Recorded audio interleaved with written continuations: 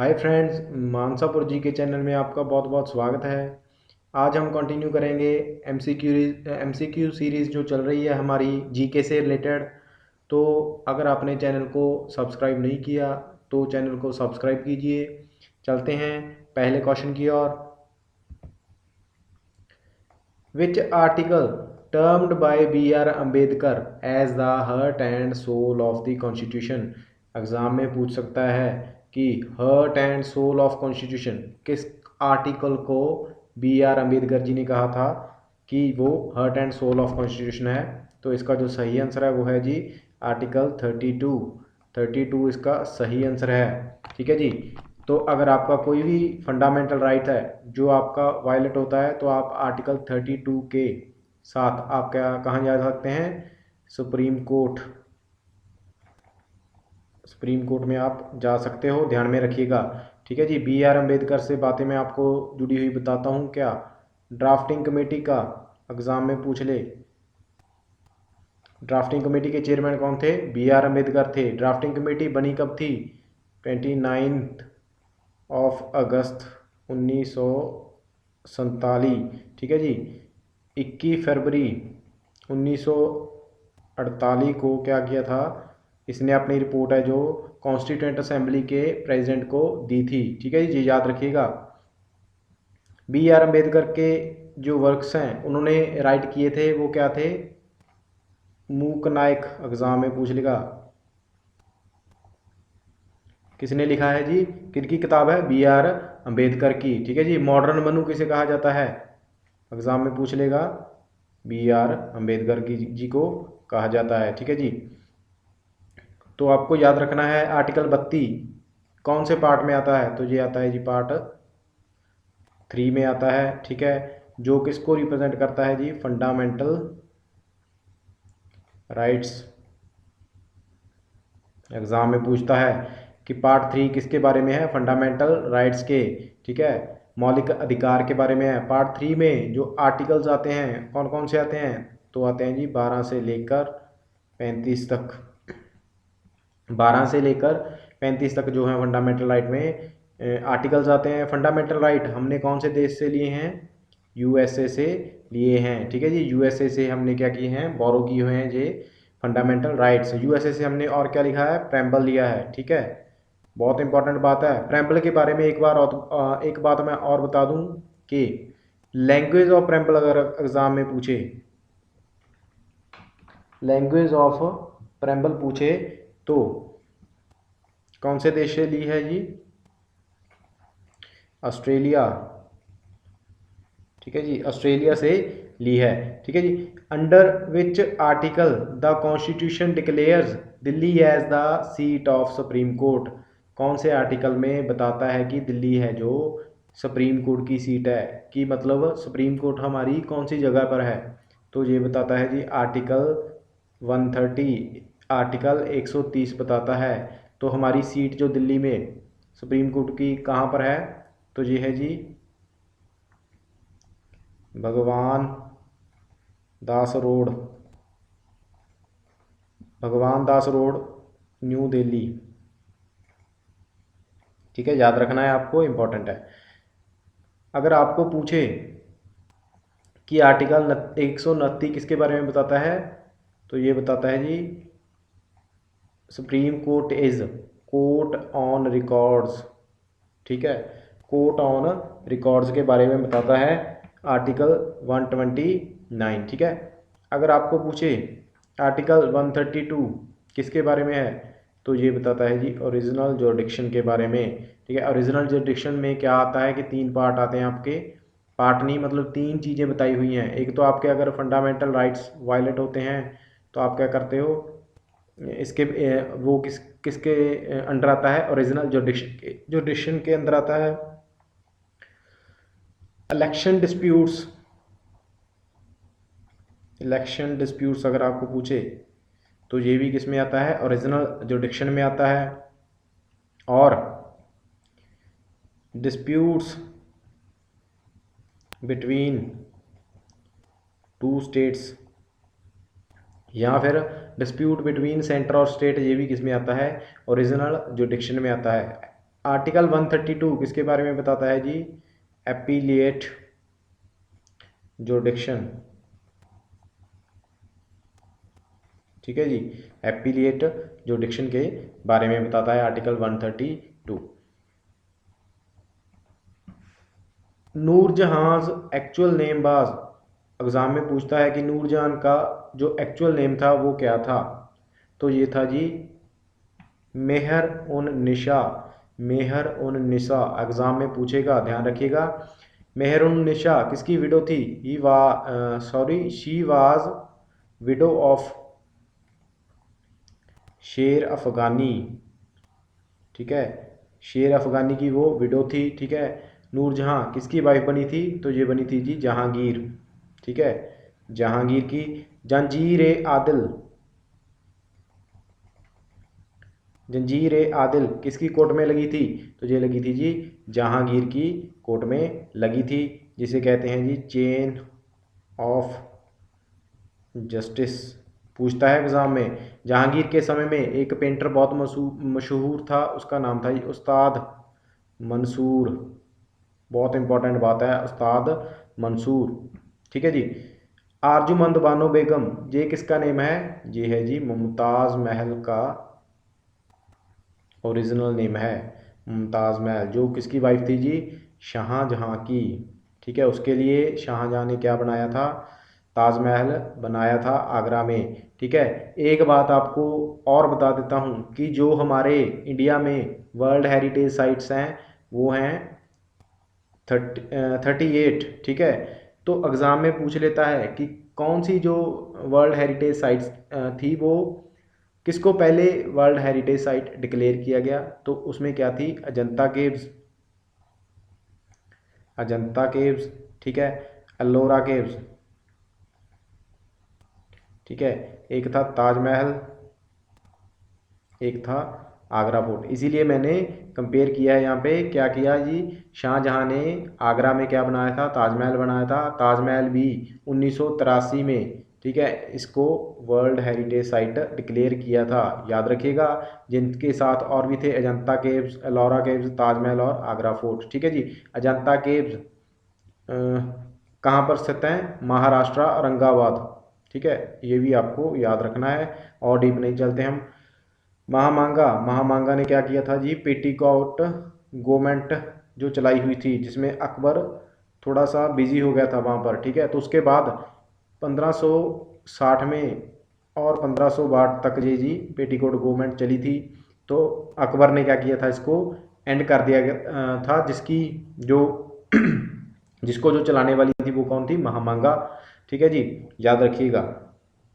Super important question fourth, Lilavati famous work of, Lilavati जो famous work था वो किसका था? पहली बात तो ये एक क्या थी जी? किताब थी। एग्जाम में पूछ लेगा किससे रिलेटेड थी जी? ये मैथमेटिक्स की बुक थी, मैथमेटिक्स की बुक थी, ठीक है। ये किसके द्वारा लिखी गई थी? फैजी के द्वारा। इसका जो सही आंसर है जी फैजी, ठीक है। अबुल फैजल, अबुल फैजल किससे संबंधित है? अकबरनामा, अकबर के दरबार में 9 नवरत्न थे, याद रखना है, जिनमें से फैजी, अबुल फैजल, मुल्ला दो प्याजो एंड राजा टोडरमल। टोडरमल, राजा टोडरमल से क्या बात आपको याद रखनी है? टोडरमल बंदोबस्त, ठीक है जी, टोडरमल बंदोबस्त, ठीक है। और एक बात आपको और याद रखनी है कि बीरबल भी क्या था जी? एक नवरत्न था अकबर की कोर्ट का। उसे बीरबल बीरबल को टाइटल दिया हुआ था अकबर ने, कौन सा? राजा, ठीक है। पूछ लेता है एग्जाम में, बीरबल का ओरिजिनल नेम पूछेगा, महेश दास, ठीक है जी, महेश दास। एक था जी तानसेन, ठीक है जी, तानसेन एक गवैया था। कहाँ से आया था जी वो? Court of Ramchandra, court of Ramchandra, ठीक है जी। उसने क्या किया था जी? मुस्लिम धर्म था जो वो अपना लिया था। किसकी अगुवाई में? मोहम्मद गौस, ठीक है, काजी था मोहम्मद गौस, याद रखना है। अगर राइटिंग थोड़ी सी आप ध्यान से इसको कर लीजिएगा, राइटिंग मेरी थोड़ी सी अच्छी नहीं है, तो और आपको क्या बता सकता हूँ कि तानसेन का ओरिजिनल नेम क्या था? रामतनुज पांडे। ठीक है, इसकी दो जो म्यूजिकल राग हैं, राग होते हैं म्यूजिक में, ठीक है, तो वो फेमस राग हैं, एग्जाम में पूछ सकते हैं कि तानसेन कौन से राग में गाता था। एक था जी दीपक राग, दीपक राग, और मेघ मल्हार, मेघ मल्हार। ठीक है, दोनों किससे संबंधित हैं? तानसेन से संबंधित है। सुपर इंपॉर्टेंट बातें हैं। ठीक है जी। अकबर का आपको अगर जन्म पूछ ले कहाँ हुआ? 1542 में राणा वीर साल पैलेस, कहाँ पर? एट अमरकोट। ठीक है जी, एट अमरकोट, याद रखिएगा। 14 साल की उम्र में कलानौर में उसको राजा बना दिया गया था, किसके द्वारा जी? बैराम खान। ठीक है, बैराम खान कौन था जी? हुमायूं, अकबर के पिता का एक कमांडर इन चीफ था, फेथफुल। ठीक है, बहुत साथ दिया था अकबर को राजा बनाने में बैराम खान। ठीक है। Who revived Nalanda university and founded Vikramshila university? तो इसका जो सही आंसर है वो है जी धर्मपाल, धर्मपाल। ठीक है, पहली बात तो ये कि Nalanda university first university of India, तो कौन सी थी? नालंदा। ठीक है जी। तो अगर पूछे फर्स्ट यूनिवर्सिटी ऑफ वर्ल्ड, कौन सी थी? तक्षशिला। ठीक है, इस बात को, पहली बात तो आपको क्लियर रखना है। नालंदा यूनिवर्सिटी थी कहाँ पर थी जी? बिहार में थी। नालंदा यूनिवर्सिटी को बनाने वाला कौन था जी? कुमारगुप्त फर्स्ट। तो आपको पूछेगा एग्जाम में कौन था? कुमारगुप्त फर्स्ट था। ठीक है जी। इसके बाद क्या हुआ आपको मैं स्टोरी थोड़ी सी बता देता हूँ कि मोहम्मद गौरी, ठीक है, मोहम्मद गौरी था, इसका एक कमांडर था बख्तियार खिलजी। बख्तियार खिलजी ने क्या किया था? नालंदा यूनिवर्सिटी को क्या कर दिया था जी? डिस्ट्रॉय कर दिया था। ठीक है, उसके बाद उसने किसने? धर्मपाल ने। ठीक है, धर्मपाल ने नालंदा यूनिवर्सिटी को रिवाइव कराया, मतलब उसकी रिपेयर करवाई और एक नई यूनिवर्सिटी बनाई, विक्रमशिला यूनिवर्सिटी। एग्जाम में पूछ सकता है कि नालंदा यूनिवर्सिटी के बाद कौन सी यूनिवर्सिटी बनी? विक्रमशिला यूनिवर्सिटी बनी। ये भी कहाँ पर थी जी? बिहार में थी। ये किसने बनाई? धर्मपाल ने। ठीक है, आपको याद रखना है ध्यान से। ठीक है, गपाला ने एक यूनिवर्सिटी बनाई थी, अनंतपुरी, अनंतपुरी, याद रखिएगा, इंपॉर्टेंट बात है जी। ठीक है, नालंदा जो यूनिवर्सिटी थी कौन सी थी जी? ये बुद्धिस्ट यूनिवर्सिटी थी। ठीक है जी। Which king issued silver coins? कौन से किंग ने सिल्वर कॉइन्स है जो इशू किए थे?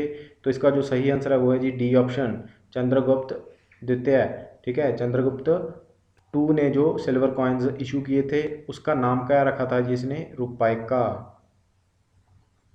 ठीक है, रुपैका। चंद्रगुप्त टू को और किस नाम से जाना जाता है? विक्रम द्वितीय। ठीक है जी। चंद्रगुप्त की कोर्ट में भी क्या थे जी? 9 स्कॉलर्स थे, जैसे अकबर के समय में थे।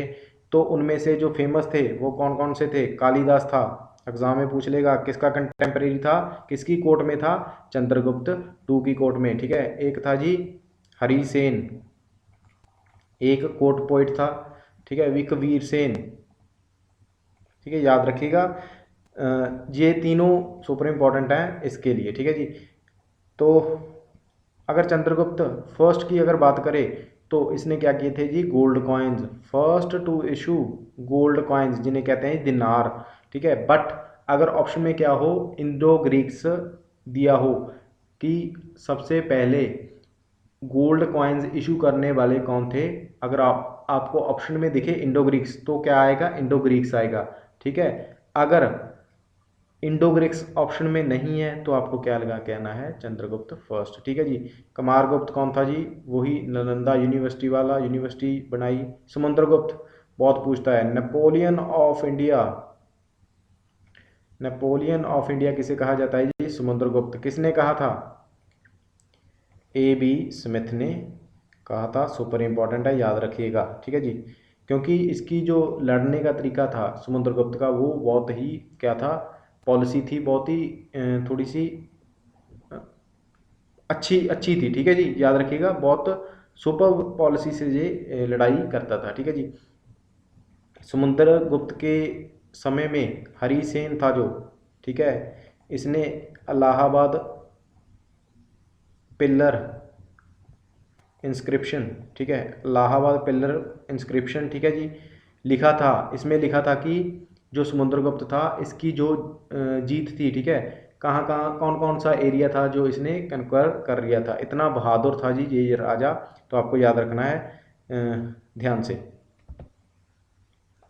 During Indus valley civilisation only city without citadel, कौन सी सिटी थी जो विदाउट सिटाडल थी? तो इसका जो सही आंसर है जी वो है चंदारो। सी पर चंदारो और सी पर सिटाडल। सिटाडल मतलब किला रूपी नहीं थी, बाकी जो इंदस वैली सिविलाइजेशन के बड़े शहर थे वो क्या थे? सिटाडल थे, पक्के थे, ठीक है जी, ये याद रखना है आपको। और आपको इंदस वैली सिविलाइजेशन के बारे में क्या पूछता है कि सबसे पहले किसने फाइंड की थी, मतलब किसको पता चला था कि यहाँ पे कोई सभ्यता है? तो जॉन मार्शल, इसने नेम गिवन किया था इंदस वैली सिविलाइजेशन, या फिर Harappa, sorry, Indus valley civilisation. इसे हड़प्पा सिविलाइजेशन भी कहा जाता है। क्यों? क्योंकि सबसे पहले फाइंड किया जो शहर था वो क्या था? हड़प्पा था। कब फाइंड किया जी? 1921 में। एग्जाम में पूछेगा किसके द्वारा? दयाराम बैनर्जी, ठीक है, दयाराम बैनर्जी ने इंदस इंदस वैली सिविलाइजेशन, इसे इंदस वैली सिविलाइजेशन क्यों कहा जाता है? क्योंकि ये इंदस नदी के किनारे बसी हुई थी, सिंधु नदी के किनारे बसी हुई थी, ठीक है जी। सुरकोटड़ा बहुत इंपॉर्टेंट है। रिमेन्स ऑफ हॉर्स, एग्जाम में पूछेगा कि रिमेन्स ऑफ हॉर्स, कि हॉर्स का जो पिंजर था वो कहाँ से मिला? वो मिला जी सुरकोटड़ा, याद रखिएगा, सुपर इंपॉर्टेंट है। एक आपको मोहनजोदाड़ो फिल्म भी आई हुई है, वो भी देख सकते हो आप, आपको थोड़ा सा ज्ञान हो। मोहनजोदाड़ो जो था वो कब फाइंड किया जी? 1922 में। किसके द्वारा? आर डी बैनर्जी, ठीक है। मोहनजोदाड़ो था जो शहर, वो कौन सी नदी के किनारे था? ये था जी इंदस नदी के किनारे, ठीक है, पूछता है एग्जाम में ये। और अगर आपको पूछे हड़प्पा कौन सी नदी के किनारे था? ये था जी रावी नदी के किनारे, याद रखिएगा, ठीक है। अभी ये क्या कहाँ पर है? पाकिस्तान में है। 8th क्वेश्चन चलते हैं। Who was the first Muslim to invade India? बहुत सारे बच्चे क्या करेंगे कि इसका जो आंसर है वो लगा के आएंगे ए ऑप्शन, मोहम्मद गौरी, जो कि गलत हो जाएगा। First Muslim to invade India कौन था जी? मोहम्मद बिन कासिम, सुपर इंपॉर्टेंट है, 712 AD में इन्वेड किया था, ठीक है जी, याद रखिएगा। मोहम्मद गौरी, मोहम्मद गौरी क्या था जी? महमूद ऑफ गजनी के बाद आया था। इसने दो फेमस बैटल्स लड़ी थी, कौन कौन सी? 1191 और 1192 में, ठीक है। 1191 में ये दोनों लड़ाई थी जो, ये दोनों हुई थी उसकी पृथ्वीराज चौहान से, ठीक है। पहली में पृथ्वीराज चौहान की विजय हुई, दूसरी में पृथ्वीराज चौहान था जो मोहम्मद गौरी से हार गया था, ठीक है। और एक बैटल मोहम्मद गौरी की याद रखिएगा 1194 में, ठीक है, जिस जो किससे हुई जी? जयचंद से, ठीक है जी, जयचंद से, याद रखिएगा, बैटल ऑफ चंदावर, ठीक है, ये याद रखिएगा, सुपर इंपॉर्टेंट बात है। महमूद ऑफ गजनी, यहाँ पे लिख रहा हूँ इसके बारे में, टोटल इंडिया में कितनी रेड्स की? 17 रेड्स की। आपको सिर्फ और सिर्फ 4 रेड्स हैं जो याद रखनी है। 1001 AD में, 1008 AD में, 1025 में और 1026 में, ठीक है। ये थी फर्स्ट बैटल ऑफ हिंद, ठीक है। ये थी जी 1008 में सेकंड बैटल ऑफ बहिंद, ठीक है। 1025 में super important Somnath temple, Somnath temple पर हमला किया, ठीक है। कब? 1025 में। किसने? महमूद गजनवी ने।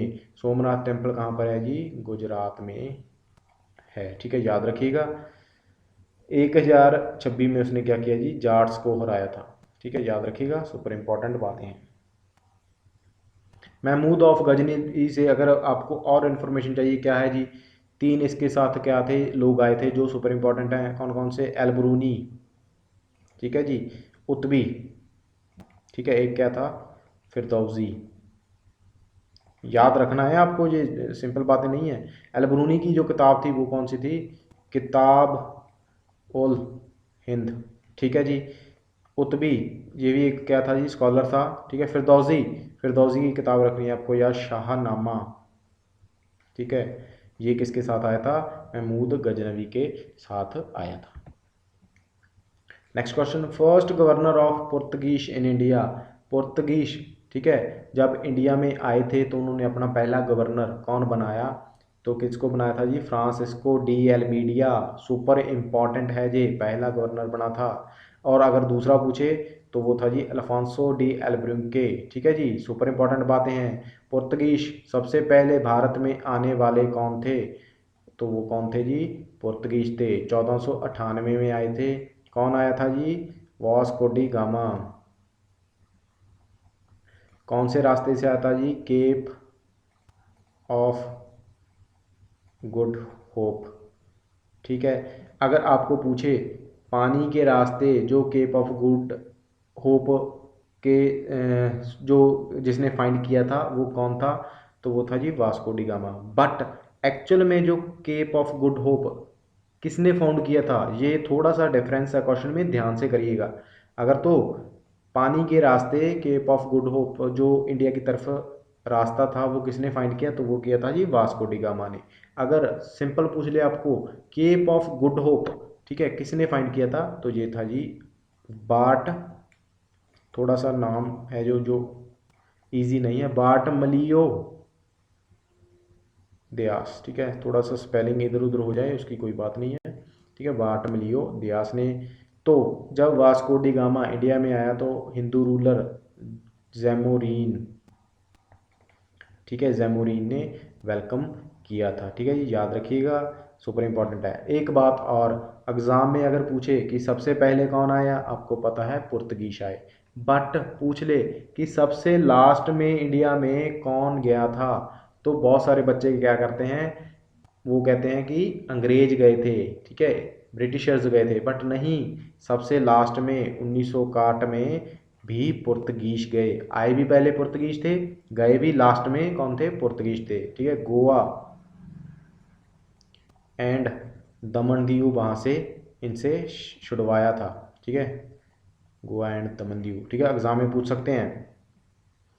10th question, in 1938 Haripura president of INC कौन था, तो कौन था जी, सुभाष चंद्र बोस। ठीक है, जो सुभाष चंद्र बोस था उसने 2 सेशंस थे जो लगाए थे आईएनसी के, एक 1938 में, एक 1938 में। 1938 वाला था हरिपुरा सेशन, 1939 वाला था जी त्रिपुरी सेशन। ठीक है जी, त्रिपुरी सेशन। इस सेशन को सुभाष चंद्र बोस ने क्या कर दिया था, रिजाइन कर दिया था उसके बाद।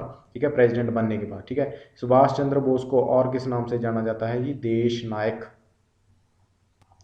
ठीक है जी, देश नायक। ये क्या थे जी, Indian national army Azad Hind फौज के क्या थे जी, प्रेसिडेंट बन गए थे बाद में। ठीक है, इसके रिलेटेड मैं आपको एक इन्फॉर्मेशन देता हूँ। पहली बात तो ये कि आईएनए 21 अक्टूबर 1943 में बनी थी।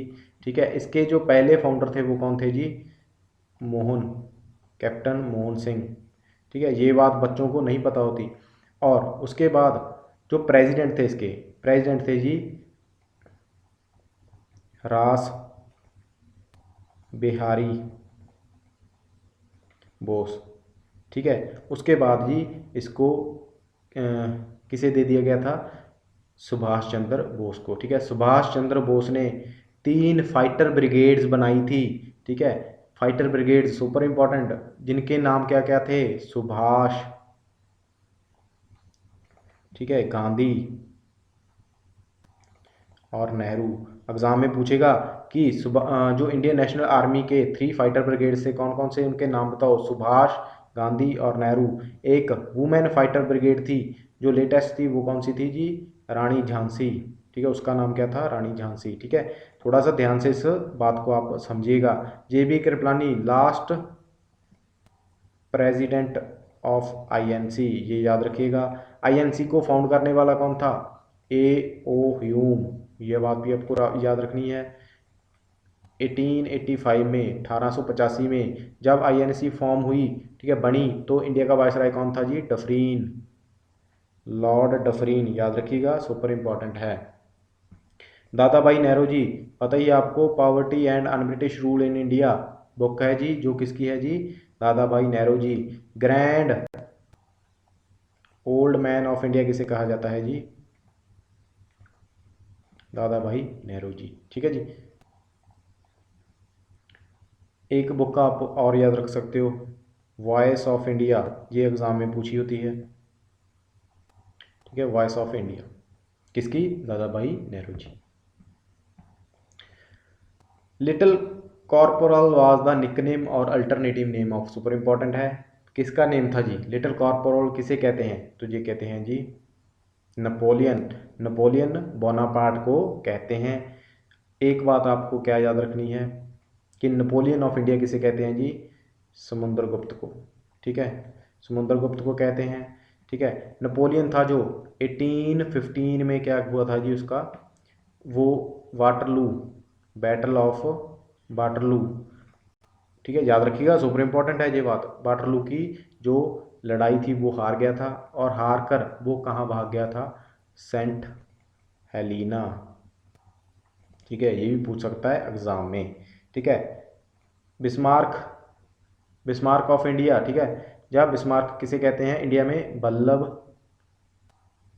भाई पटेल जी को कहते हैं, सरदार वल्लभ भाई पटेल जी को कहते हैं, ठीक है। Iron man of India exam में पूछ ले किसे कहते हैं?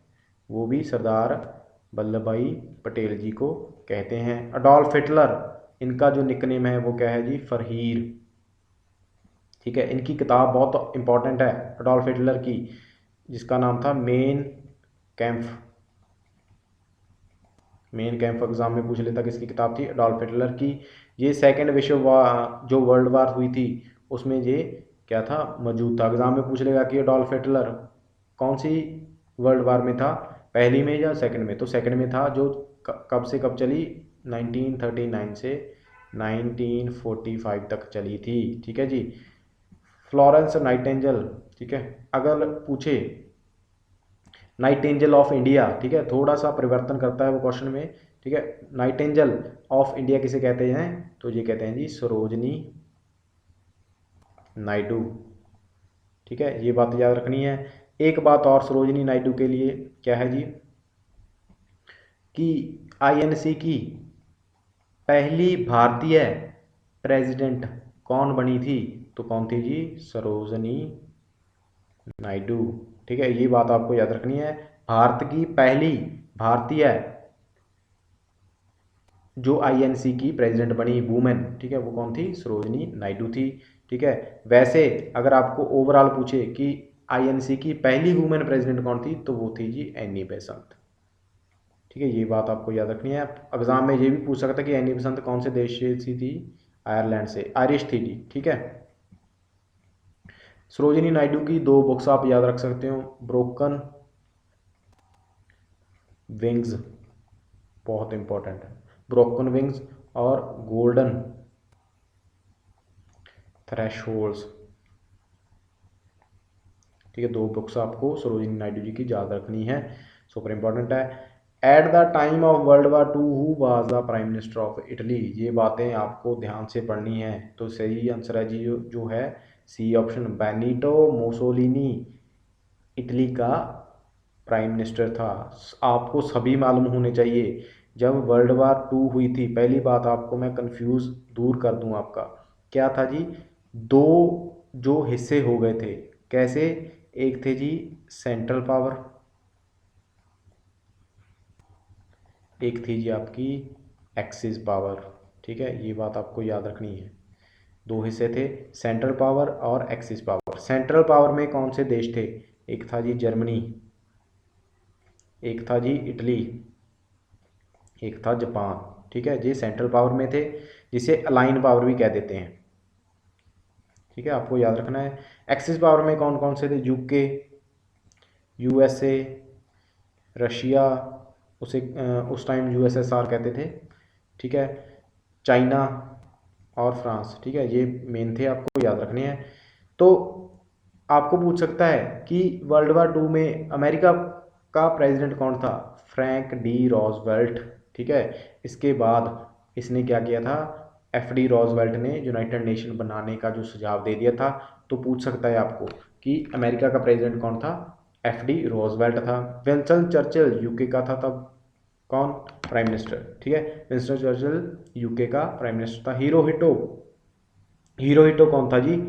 जापान का एम्परर था जी। ठीक है, एम्परर, डिफरेंस समझिएगा। जापान का एम्परर था हिरोहितो।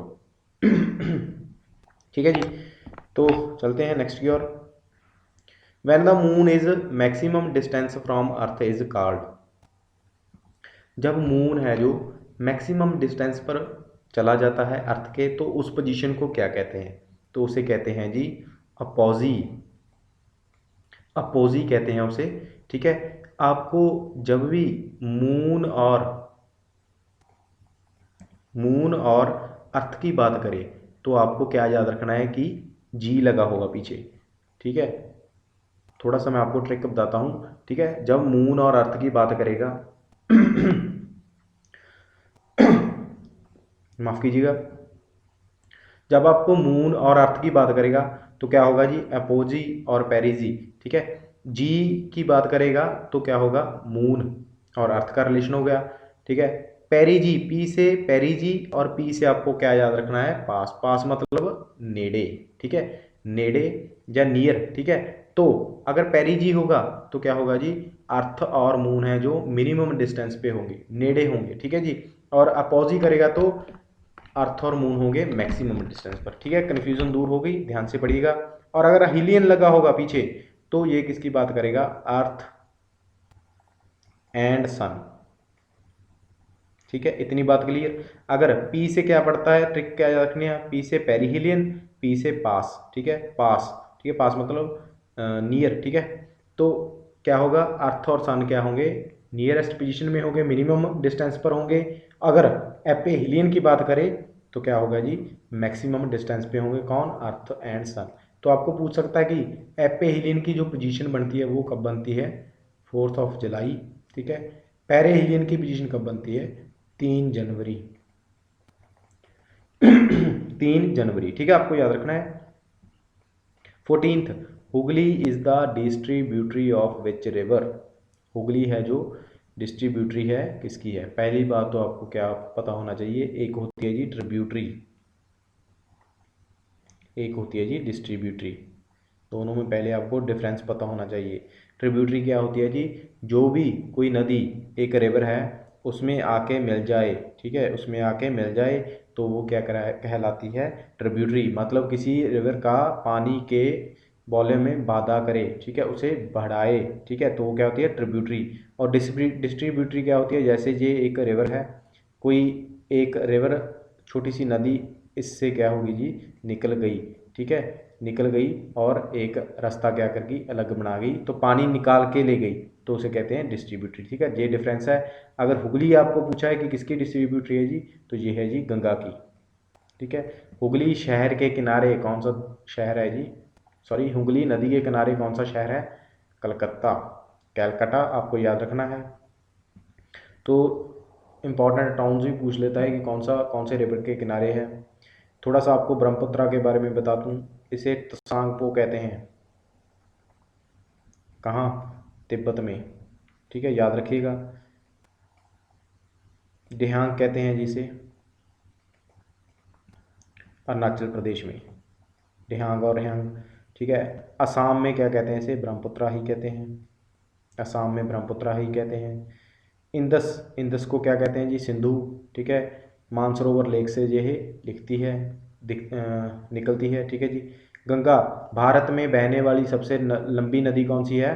तो ये है जी गंगा, 2525 किलोमीटर ये बहती है। ठीक है, अगर वॉल्यूम वाइज लार्जेस्ट पूछे तो कौन सी है? ब्रह्मपुत्रा। ठीक है, दोनों में कन्फ्यूजन है। अगर लॉन्गेस्ट रिवर इन इंडिया पूछे तो कौन सी है जी? गंगा है, बस। ठीक है, आँख आपको बंद कर इसको आंसर को लगा देना है। अगर वॉल्यूम वाइज लार्जेस्ट पूछे तो ब्रह्मपुत्रा। ठीक है जी, ब्रह्मपुत्रा। एक रिवराइन आइलैंड है जिसका नाम है जी मजौली। पूछेगा एग्जाम में, तो वो कौन सी नदी पर है, ब्रह्मपुत्रा में है। ठीक है जी। गोदावरी, गोदावरी के बारे में आपको क्या याद रखना है जी, दक्षिण गंगा, दक्षिण गंगा किसे कहते हैं, तो गोदावरी को कहते हैं। ठीक है। नासिक जो शहर है, बहुत पूछता है एग्जाम में, कौन सी नदी के किनारे है, गोदावरी के किनारे है। दिल्ली, दिल्ली आपको पूछ लेगा कौन सी नदी के किनारे है जी, यमुना नदी के किनारे है। हैदराबाद आपको पूछ लेगा कौन सी नदी के किनारे है जी, मूसी नदी के किनारे है। ठीक है। राजस्थान पूछ लेगा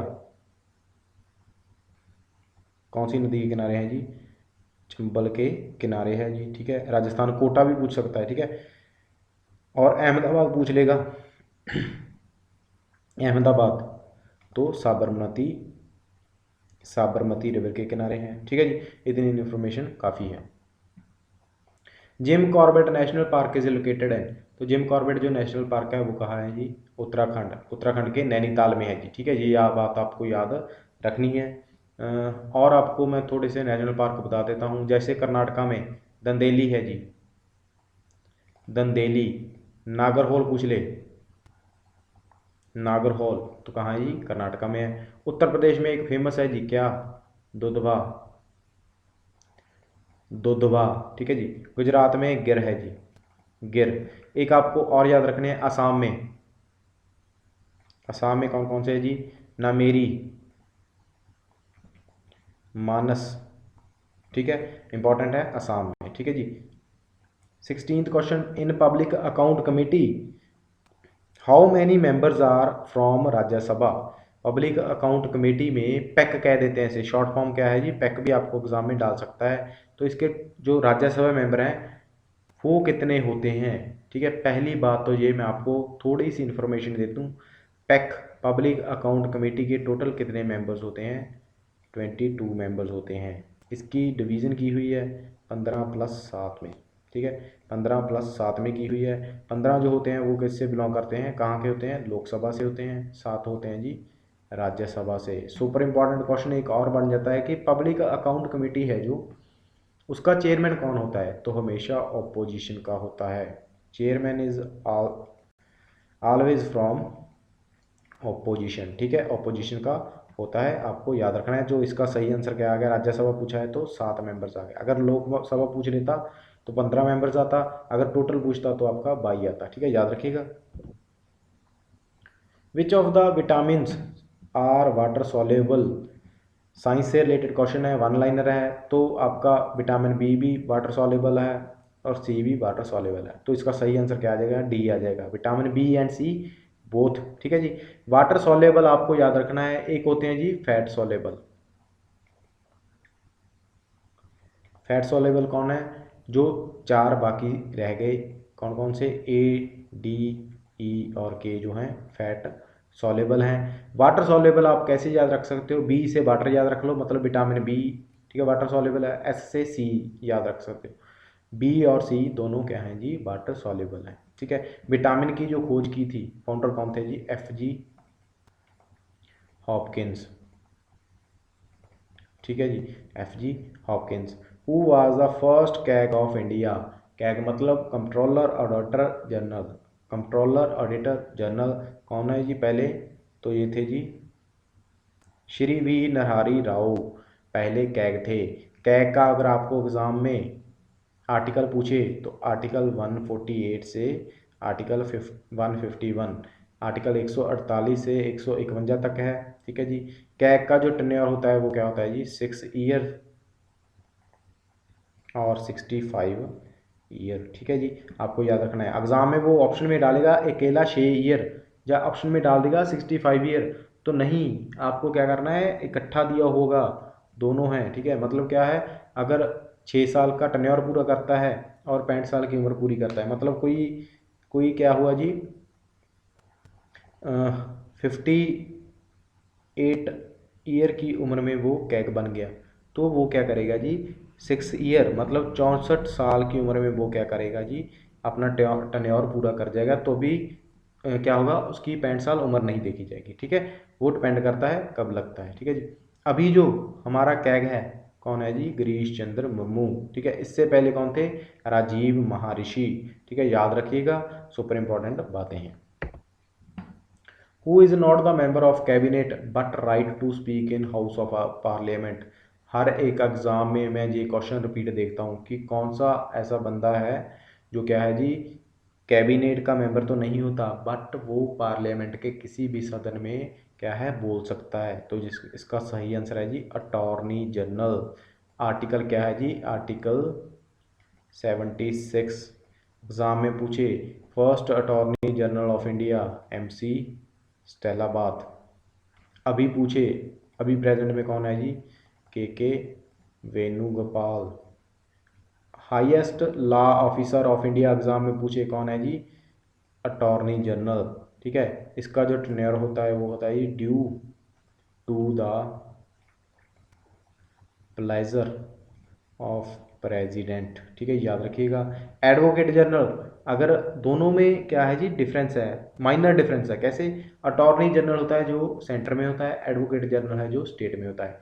तो अगर आपको पूछे highest law officer of state, तो कौन होता है जी? Advocate general. आर्टिकल 165। ठीक है, याद रखिएगा। Highest law officer of India तो अटॉर्नी जनरल। ठीक है, कैग के बारे में पीछे बता चुका हूँ। चीफ जस्टिस ऑफ इंडिया, ठीक है, अभी क्या है जी? 34 जो जज हैं सुप्रीम कोर्ट के, 1+33 का जो कॉम्बिनेशन है, एक चीफ जस्टिस ऑफ इंडिया होता है, बाकी सभी क्या होते हैं जी? जजेस होते हैं। जो सुप्रीम कोर्ट का जज होता है उसकी मैक्सिमम एज क्या होती है जी? 65 साल। ठीक है, याद रखिएगा।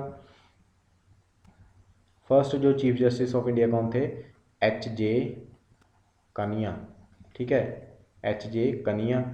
फर्स्ट वुमेन जज of supreme court, super important question है। फर्स्ट वुमेन जज ऑफ सुप्रीम कोर्ट कौन थी? फातिमा बीबी। ठीक है, फातिमा बीबी, याद रखिएगा। 20th question, article of finance commission of India. Finance commission का जो आर्टिकल है वो कौन सा है? आर्टिकल 280, 280 नंबर आर्टिकल है जो फाइनेंस कमीशन का है। फाइनेंस कमीशन, पहला फाइनेंस कमीशन एग्जाम में पूछे कौन था जी? KC नियोगी। KC नियोगी क्या था जी? First finance commission of India था जी। ठीक है, 1+4, टोटल कितने मेंबर होते हैं? 5 होते हैं। एक क्या होता है जी? चेयरमैन होता है, बाकी सभी क्या होते हैं जी? मेंबर होते हैं। एट प्रेजेंट कौन है जी? NK सिंह। ठीक है जी, NK सिंह। फाइनेंस कमीशन का जो काम होता है वो क्या होता है जी? रेवेन्यू की डिस्ट्रीब्यूशन करनी है सेंटर एंड स्टेट। ठीक है, पैसे की जो क्या करनी है, डिस्ट्रीब्यूशन करनी है सेंटर और स्टेट के विचकार। तो आपको सेशन कैसा लगा लाइक करके बताइए। ठीक है, लाइक करना मत भूलिए। आपका लाइक है जो मेरे लिए एप्रिसिएशन का काम करता है। अगर आपको अच्छा नहीं लगा तो आप क्या है जी, तो फिर आप डिसलाइक कर सकते हो। लेकिन अगर आपको अच्छा लगा तो प्लीज़ लाइक करना मत भूलिएगा, शेयर कीजिए, सब्सक्राइब कीजिए। आपका बहुत बहुत धन्यवाद।